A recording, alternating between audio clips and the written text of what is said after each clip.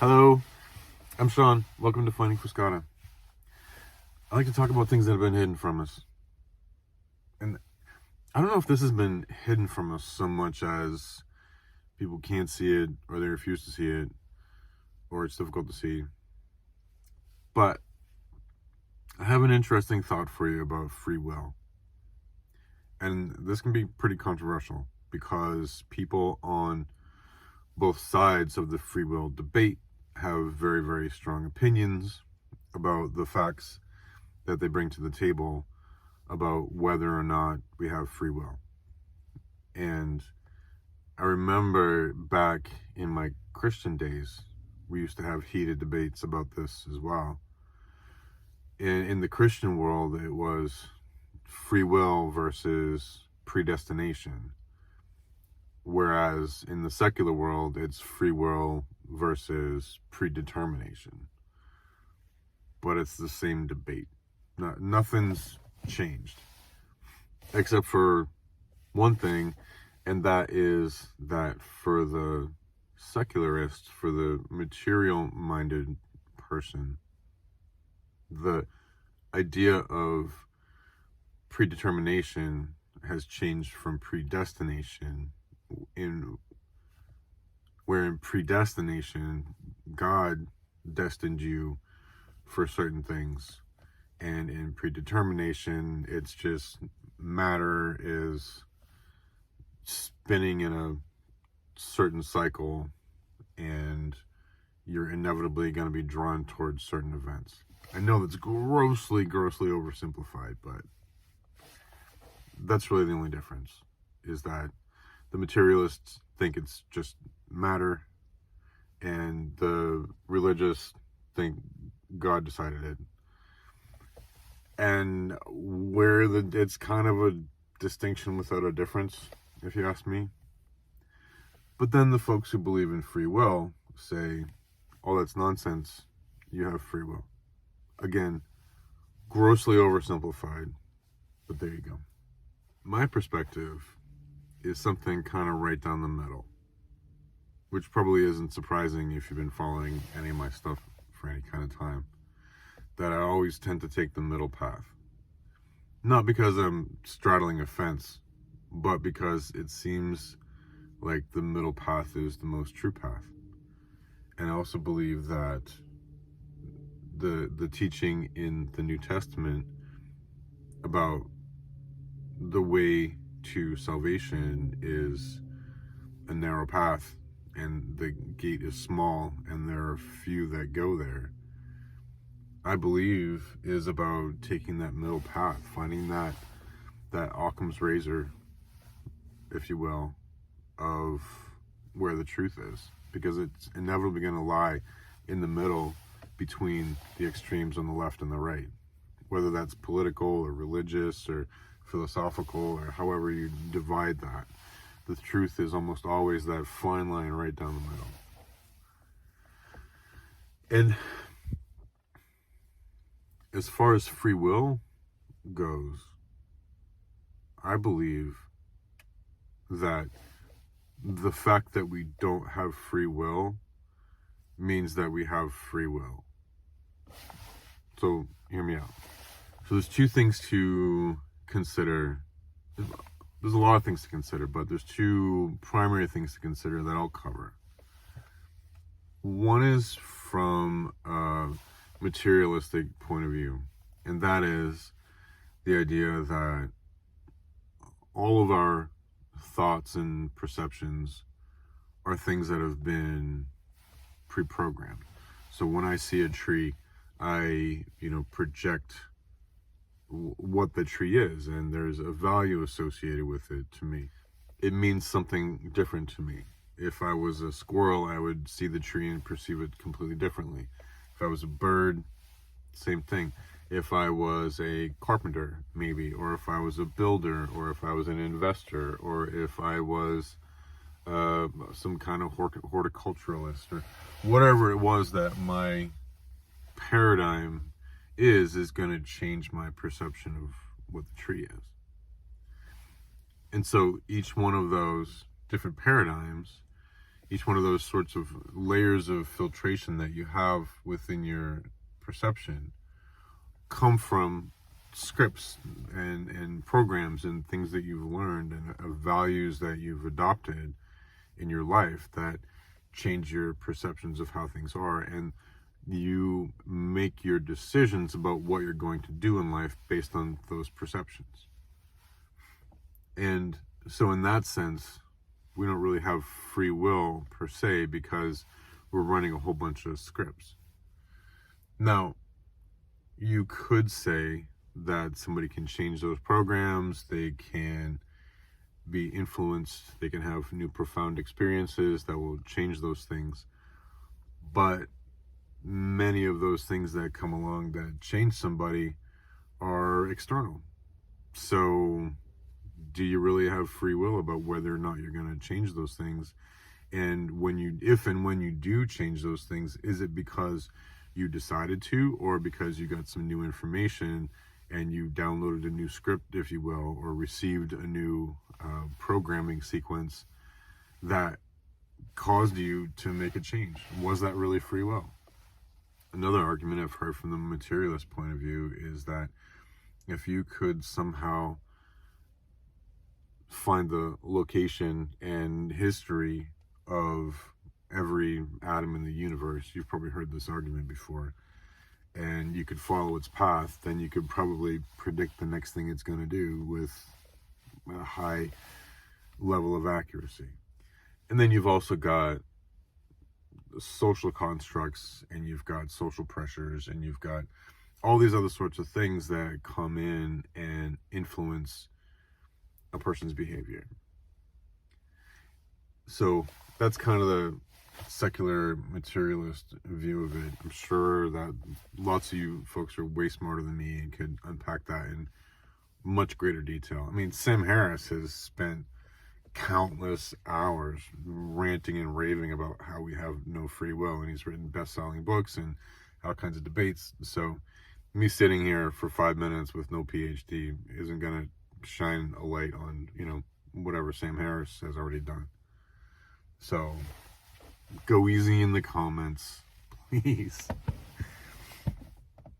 Now, from the spiritual side, there's one verse that I can recall off the top of my head, and I don't remember which verse it was, but I know the Apostle Paul wrote that your life has been written, your life has been scripted by God. That has caused a lot of debate down through the ages in the church. There are also other verses in Scripture, the New Testament, that talk about people being predestined to salvation. I think it actually uses the word predestined. And so there's that debate right there. Some people will say, well, God just decided.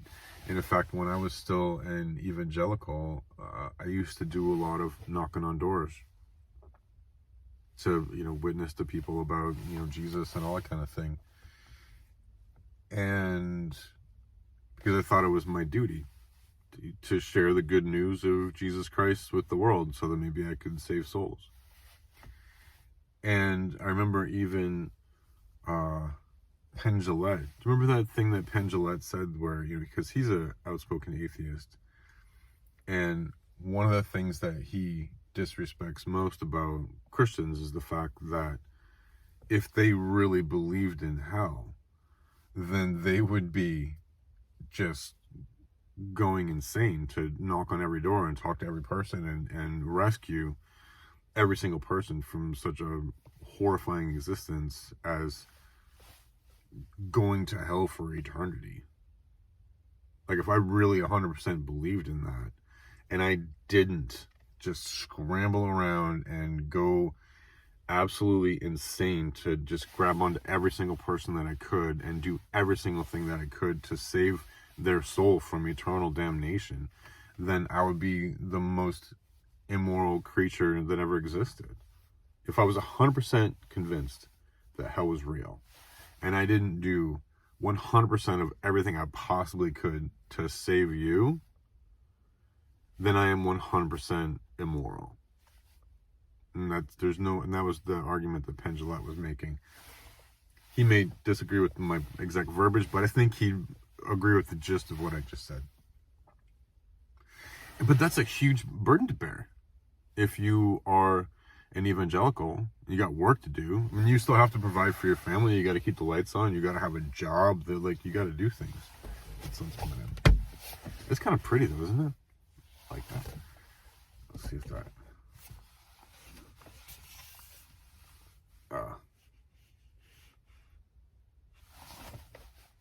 I like it. So what the evangelicals do, and the Catholics, and I guess all faiths do this in some way, shape, or form, is they come up with this doctrine of predestination, which says that you should be out there evangelizing, you should be talking to people about your faith, but some people are predestined for heaven and some people are predestined for hell. So do your evangelical work, to knock on doors so you can find the people that are predestined and make sure that they're coming into the church. But if you don't knock on every door and some people go to hell, well, then they're just predestined. And what are you going to do? It's not your fault. You're no longer morally, culpable for their life choices because they're predestined to do whatever they're going to do. Like, I'm not even lying. I used to teach that. But even that is a little disturbing, right? So it causes these huge debates. And to go even further, not just within the religious world, but let's go into the New Age movement. Maybe not the New Age, but you could say, I've spent a lot of time looking at near-death experiences and reading those accounts and watching those videos and learning about all this other kind of thing. And in that world, there's an idea that before we come here, before we incarnate into these bodies, that we have soul groups, or we have ascended masters who counsel us, or we meet with our own higher consciousness, or we meet with, Jesus or angels, or, there's a lot of different interpretations of that. But we agree to incarnate into this body to learn some things and to learn how to love and to face some challenges. And then we do all that kind of stuff. And then when we die, we have a life review where we experience the things that we did from other people's perspectives, and we learn more about that. And in that line of thinking, that it's about evolving love. We come here and we learn and we become more loving, and then when you die, you go to a place and there's a review. You decide, what did you do well, what could you do better, blah blah blah. And then if you want to come back and do it again, you can. If you don't, take a break for a while. But your overarching responsibility as a spiritual entity over the course of eternity is to continue evolving more towards greater love and lower entropy, effectively. Spiritual entropy, not physical entropy. So you kind of got those three different schools of thought. And I don't have an opinion on which one's right. I lean more towards the reincarnation thing because that seems to make sense with my own experience. I'm less in favor of the spiritual interpretation because that seems like a cop-out of a moral responsibility. And I understand the physical matter argument. It's logical, it makes sense, it seems mathematical, and I give it a thumbs up from my completely layman's perspective. But then you have free will, where people say, yeah, but I just decided to do this. I can do this. There's things that, I can change. I can choose to change my life. I can choose to say, like the stars, my star chart says that I'm like this, and so this is just the way that I am, but I can choose to change that. I can choose to work on those sorts of things, right? And, there's all these other injunctions against imposing your will against somebody else's free will. And it just seems self-apparent that we have free will to do what it is that we see fit and what we think is best. And there's even some folks on the religious side that'll say that, well, we have to have free will because God's not a puppet master, and we're here to make our decisions. And if somebody, sort of the other side of the evangelical argument is that, if somebody doesn't want to accept Jesus as their savior, if they don't want to submit to Islam, or if they don't want to adhere to the Abrahamic traditions and of the Hebrew teachings, or whatever the religion is. I use those because I'm most familiar with Abrahamic religions. I'm learning more Buddhist philosophy and Hinduism, but it's not like deeply ingrained in me like Abrahamic traditions is. So often I just refer to those because it's easier for me to share those ideas. But they'll say that if somebody doesn't want to submit to those sorts of things, or then they have free will and it's their choice. And for me, I can see all sides of all the arguments. And they all kind of make sense. But I don't like being on unstable ground, if you will. I don't like having ideas stuck in my head that I can't resolve. There's a line from, it's actually John Popper, in a song called Whoops by Blues Traveler, and off of their Save His Soul album, and which is maybe one of the greatest underrated albums of all time, but I've got weird taste in music. But he said, but we're just monkeys scratching our heads, trying to open our ears to a chord that just won't seem to resolve. And for me, that's when you hear a chord that's just dissonant and it just doesn't work, and the chord doesn't resolve and it just doesn't flow into the next, and it's just not right. That's how I feel when I have an idea about something like free will versus predestination or predetermination. And so what I've done to resolve that chord in my own mind is I applied the principles of non-duality. So in non-duality, in duality, we all live in a world of duality, or we think we do.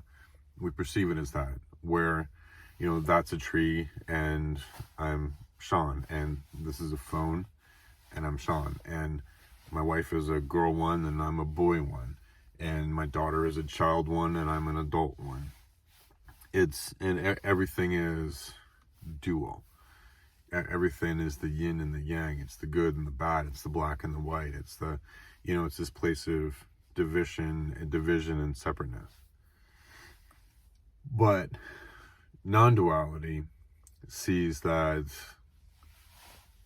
there really is no duality. And, in a sense, it's difficult to say, like, where I end and where my wife begins, and where do I end and where does the air around me begin, or to say that, I present as a male one, but I have feminine aspects of myself. So where's the boy one and where's the girl one?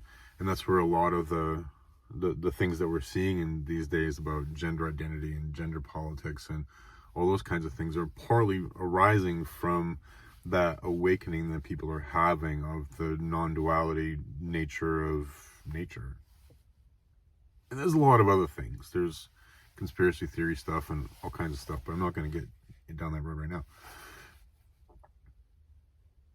But when you apply the idea of non-duality to the concepts of free will versus predestination or predetermination, something beautiful kind of unfolds. And I learned about this when I was first learning about databases back in the late 90s and early 2000s. And because I had always been a very binary thinker, I was a fundamentalist Christian and Baptist. And the world was, we are right and everybody else is wrong. And, Jesus loves us and hates everybody else. And that was that worldview. But when I was learning how to program databases back in the day, I learned about the concept of both and. Because I grew up with either or. Either this or that. But in databases, you can have this and this or this, but you can also have both this and this. And that was a mind-blowing concept for me. I remember the first time the guy who was trying to teach me about databases said, yeah, you want to associate these so that it's a both and. And I'm like, both and? What do you mean? How can it be both this and this? And he's like, well, if you're associating data, like this building, 100 East Main Street is both a brick building and a wood frame building. It's both and I was like, holy shit, it kind of blew my mind. But that's all non-duality is saying, oh, it's a both and, right? So how does that apply to free will versus predestination or predetermination? Well, the answer is both and. Because we have both free will and predetermination and predestination.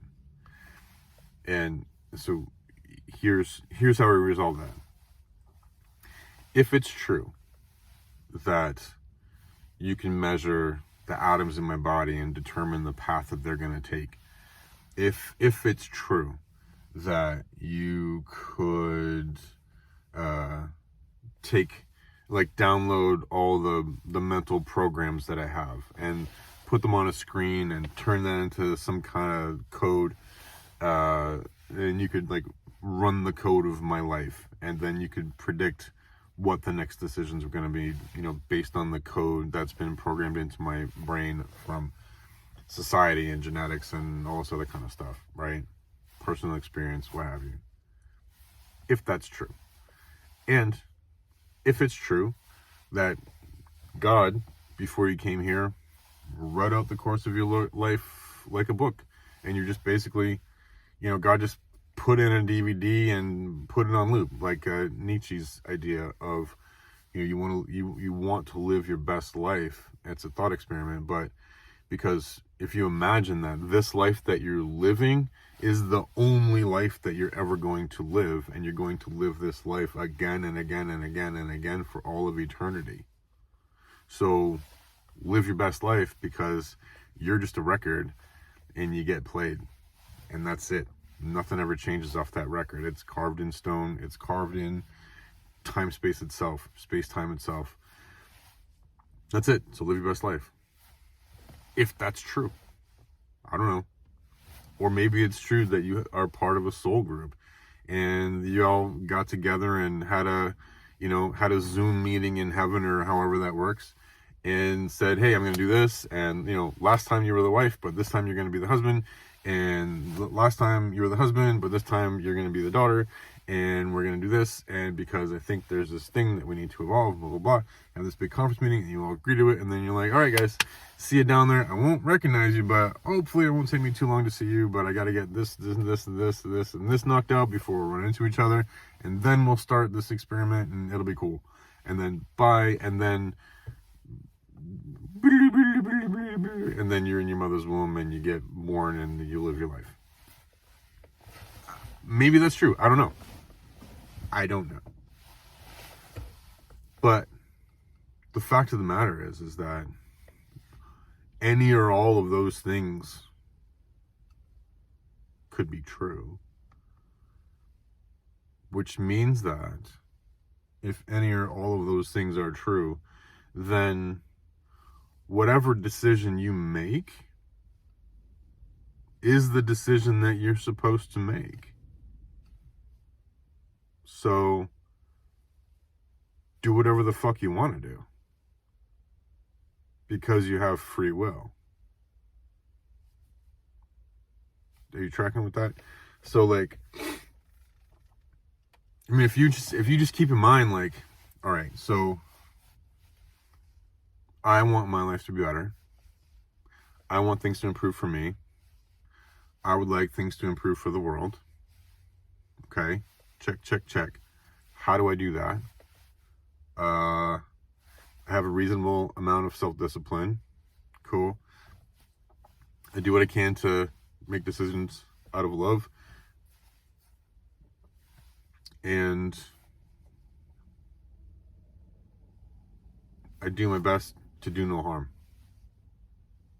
And I stand up to tyranny where I see it, with integrity and humility, through whatever avenues are available to me at the time.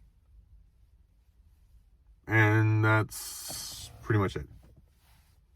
Right? I'll do my best to abide by the laws of the land, whatever land I happen to live in. Right?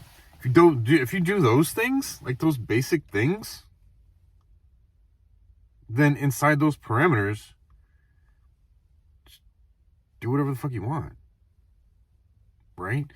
And whatever it is that you visualize.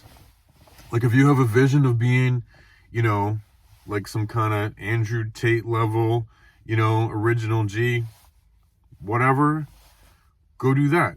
If you have a vision of being, I don't think we're supposed to call them homeless people anymore, but, somebody who is shelter challenged. I don't know how to phrase that anymore without sounding insensitive, but you know what I mean? But if that's the vision that you have in your head, then go do that. Like, as long as you're not harming anybody, as long as you're not harming society, then go live your best life. Go to India and, spend some time with a guru and, walk up a mountain and talk to the dude in the cave and learn about that. Or go become, join the LDS church. They have some really cool things going on. Or, become a Baptist or join Islam or do whatever the fuck you think is right for you to do. And chances are, as long as your motivation is love, and as long as you are careful not to harm anybody else and impose your will on their life, then you're obviously predestined to do that. It's obviously predetermined that you're going to do that. Right? And even if you do something that's just insane and gets you thrown in jail and, gets you in trouble with all these other sorts of things, I recommend that you don't do that because that's going to make life miserable for the rest of us. But if that's what you do, then maybe that was part of the life path that you were supposed to follow. My marriage to my wife, we are so close. We are such good partners. We are so intimately familiar with each other. And we are so completely compatible. But it's because I went through 2 shithole marriages. I've been through 2 insanely miserable divorces. Because I had to learn. I had to get those things out of my way. I had to get these things out of my system. There was lessons that I had to pick up because I didn't understand them. There were things there were perceptions that I had to be able to own. There were things in me that had to change so that I could be ready, for this. And was that free will? Was it predestination? Was it predetermined? I don't know. It doesn't matter. What I know now is that I'm incredibly happy. I'm remarkably content. And if you can get through your life and you look at whatever situation that you're in, and if you can say in whatever situation that you're in that, you know what, I am remarkably content, then dude, that's just fucking amazing.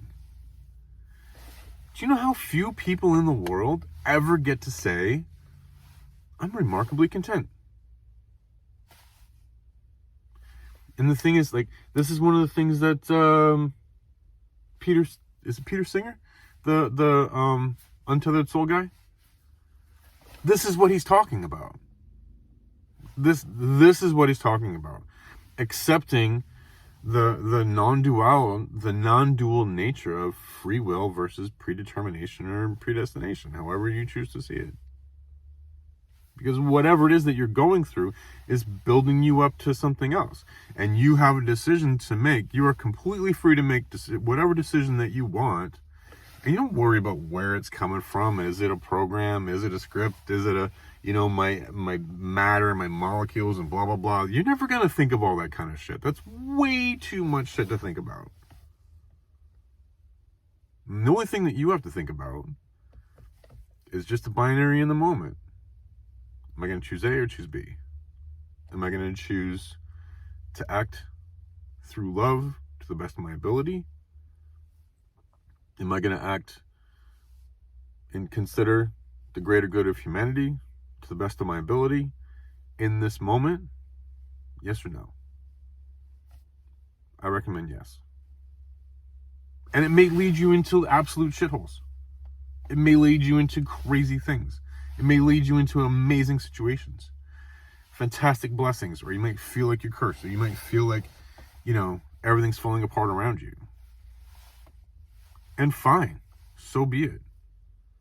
But if you understand that you don't have to have that debate over free will versus predetermination and predestination anymore, and you can just sit in the moment of whatever is happening, and you can just say, wow, I am remarkably content right now. That's letting go. That's being free. That's what that feeling is. And it talks about it in the Bible. It talks about it in Hindus talk about it, and Buddhists talk about it, and New Agers talk about it. Like, everybody talks about it. Of that just like letting yourself go with the stream. And, the phrase for me, because I grew up in the Christian church, Paul wrote that godliness with contentment is great gain. Godliness with contentment is great gain. 6 words. And it resolves all those debates. And it puts peace in your heart. And it seems weird, but it makes your life better. In every wonderful way. Anyway, thanks for spending some time with me. Thanks for listening to my rant. I hope you're doing well. I hope you are learning and growing and becoming. I hope that you are being gentle with others, but not being a pushover. That's a fine line. Make sure you're getting your vitamin D. And use sunblock if you're going outside. Summertime's coming up, so be careful. You don't want skin cancer. It's bad stuff. And take care of your knees. You'll miss them when they're gone. Anyway, love you much. See me soon. Bye.